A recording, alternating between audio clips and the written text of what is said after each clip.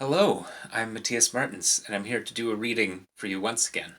The last reading I gave was from the castle, and what's sometimes been said about the castle interpretively is that the castle symbolizes something akin to salvation for the character of Kay.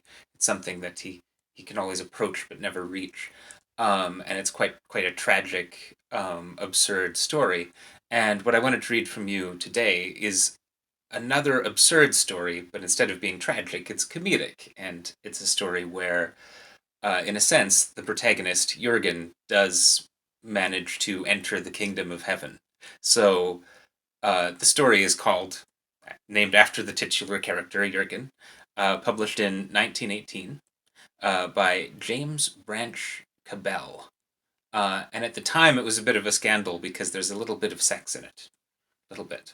Um, by modern standards, guess we'd call it bawdy as opposed to perverse. Is pretty tame by modern standards. But what I'm going to read you doesn't have any of the naughty bits in it. It's just the story of one little subplot of the overall narrative. So there's a couple of little clips about how Jurgen talks his way into the version of heaven that we see in the story. There is no weapon like words, no armor against words, and with words the master philologist has conquered me. But what has he decided about you, Jurgen? Alas, dear Anytus, he has decided, in spite of all that I could do, to derive Jurgen from jargon, indicating a confused chattering such as birds give forth at sunrise. So the affair is settled, and we must part, my darling. But what is on that bit of parchment? 32 of the master philologist's own words that I begged of him. See, my dear, he made this cantrap for me with his own hand and ink. And Jurgen read from the parchment impressively. At the death of Adrian the Fifth, Pedro Giuliani, who should be named John the 20th, was through an error in the reckoning elevated to the papal chair as John the 21st. Said Anytus blankly. And is that all? Why, yes, and surely 32 whole words should be enough for the most exacting. But is it magic? Are you certain it is authentic magic? I have learned that there is always magic in words. Now, if you ask my opinion, Jurgen, your cantrap is nonsense, and can never be of any earthly use to anybody. Without boasting, dear, I have handled a great deal of black magic in my day, but I never encountered a spell at all like this. Nonetheless, my darling, it is evidently a cantrap, for else the master philologist would never have given it to me. But how are you to use it, pray? Why, as need directs, said Jurgen, and he put the parchment into the pocket of his glittering shirt. Yes, I repeat, there is always something to be done with words, and here are 32 authentic words from the master philologist himself, not to speak of 3 commas and a full stop.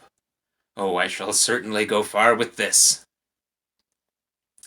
So we proceed to a little bit later in the story, Jurgen's first attempt to make use of the cantrap.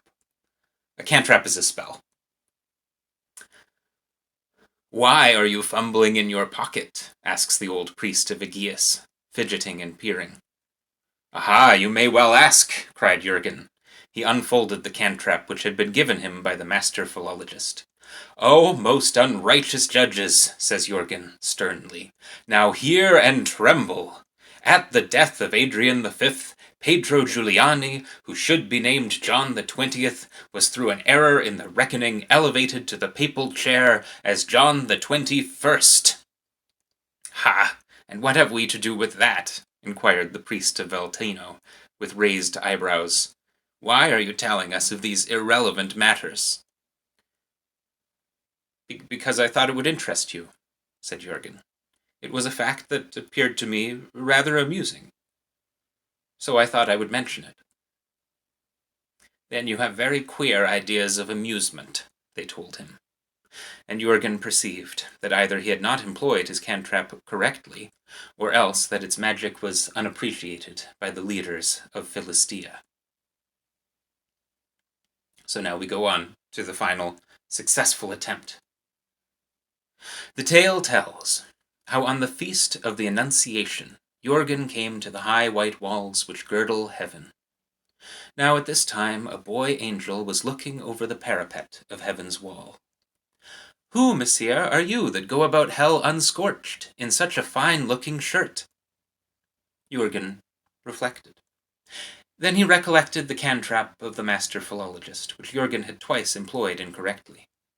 And Jurgen cleared his throat, for he believed that he now understood the proper use of cantraps. "Perhaps," says Jurgen, "I ought not to tell you who I am. But what is life without confidence in one another?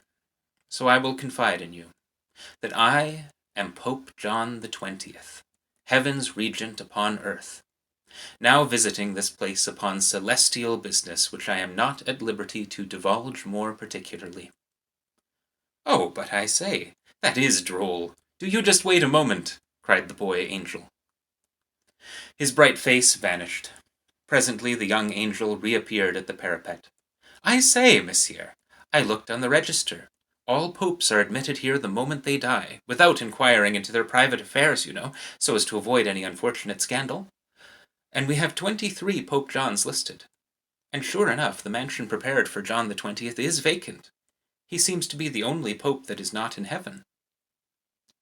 "Why, but of course not," says Jurgen complacently, "inasmuch as you see me, who was once Bishop of Rome and servant to the servants of God, standing down here on this cinder heap." "Yes, but none of the others in your series appears to place you. John the 19th says he never heard of you, and not to bother him in the middle of a harp lesson. He died before my accession, naturally. And John the 21st says he thinks they lost count somehow, and that there never was any Pope John the 20th. He says you must be an impostor." "Ah, professional jealousy," sighed Jurgen. "Dear me, this is very sad, and gives one a poor opinion of human nature. Now, my boy, I put it to you fairly. How could there have been a 21st unless there had been a 20th? And what becomes of the great principle of papal infallibility when a pope admits to a mistake in elementary arithmetic? Yet, luckily, upon his own contention, this Pedro Giuliani— and that was his name, too, for he told me. You evidently know all about it, monsieur," said the young angel, visibly impressed. "Of course I know all about it. Well, I repeat, upon his own contention, this man is non-existent. And so, whatever he may say amounts to nothing. For he tells you there was never any Pope John the 20th. And either he is lying, or he is telling you the truth. If he is lying, you, of course, ought not to believe him. Yet if he is telling you the truth about there never having been any Pope John the 20th, why then, quite plainly, there was never any Pope John the 21st, so that this man asserts his own non-existence, and thus is talking nonsense, and you, of course, ought not to believe in nonsense. Even did we grant his insane contention that he is nobody, you are too well brought up, I am sure, to dispute that nobody tells lies in heaven.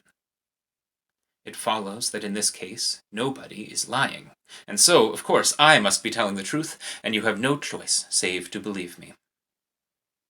"Now, certainly that sounds all right," the angel conceded, "though you explain it so quickly it is a little difficult to follow you."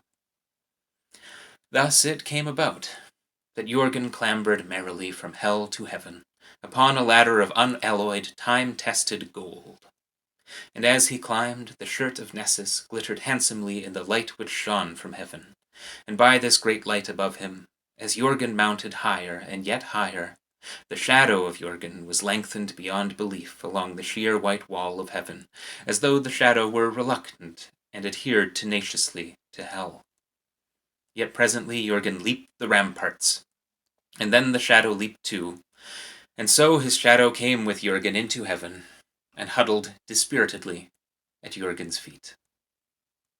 Afterward, Jurgen tore up the cantrap and scattered its fragments, as the master philologist had directed. I've been Matthias Martens. Thank you very much for accompanying me on this journey.